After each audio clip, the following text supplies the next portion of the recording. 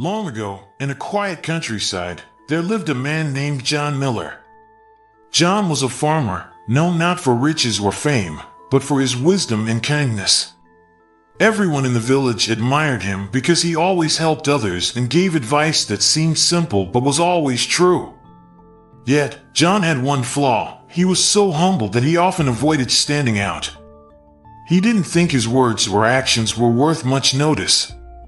One morning, the village woke up to an announcement. The king, Henry of Eldermont, was looking for a new advisor. A contest would be held at the castle, and whoever proved themselves the wisest would win not only gold and land, but the honor of standing by the king's side to guide him. The villagers believed John should go. "John," said a blacksmith named Peter, "you are the wisest among us. If anyone can win, it's you." But John shook his head. "I'm just a simple farmer," he said. "What do I know about advising a king?" That evening, an elderly woman named Margaret, who had watched John grow up, came to visit him. Margaret was respected for her own wisdom and often gave advice to the villagers. "John," she said, sitting on a stool near the fireplace, "humility is a good thing. It makes us kind and keeps us grounded. But when humility becomes shyness, it stops us from doing what we're meant to do. You have a gift, John. If you don't share it, you're not being humble, you're being unfair to those who need it." John listened carefully. Margaret's words stayed with him through the night. The next morning, he decided to travel to the castle. When John arrived, the grand hall was filled with people.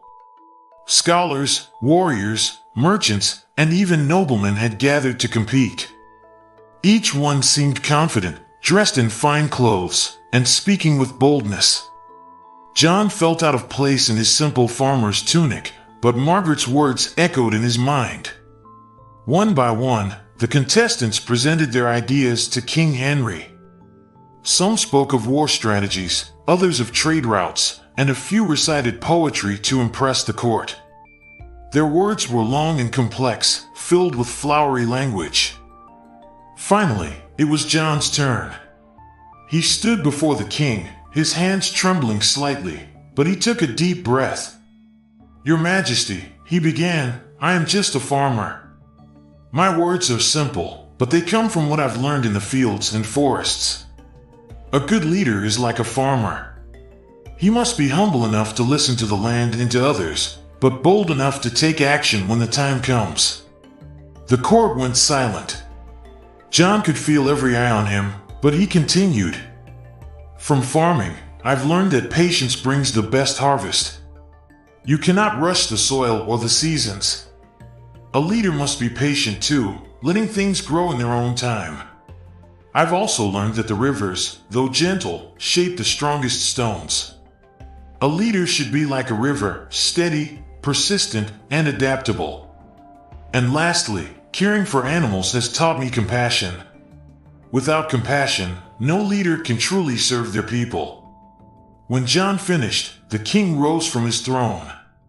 His expression was thoughtful, and after a moment, he smiled. "You have spoken more wisdom in these few minutes than I have heard all day," King Henry said. "True wisdom is not in long speeches, but in understanding life's simple truths. John Miller, from this day forward, you shall be my advisor." The crowd cheered, and John stood speechless. He had never imagined that his simple words could make such an impact. From that day on, John served the king with the same humility and wisdom he had shown in the village. He learned to balance being humble with speaking up when it mattered. Under his guidance, the kingdom flourished, and his name became known far and wide, not as a shy farmer, but as a humble man who found his voice when it was most needed. Moral: humility is a strength, but it must not silence your voice. Share your gifts with the world boldly, yet without pride. Please like, share, and subscribe to our channel, Awaken and Achieve. Don't forget to hit the bell icon so you never miss an update. Thank you for watching.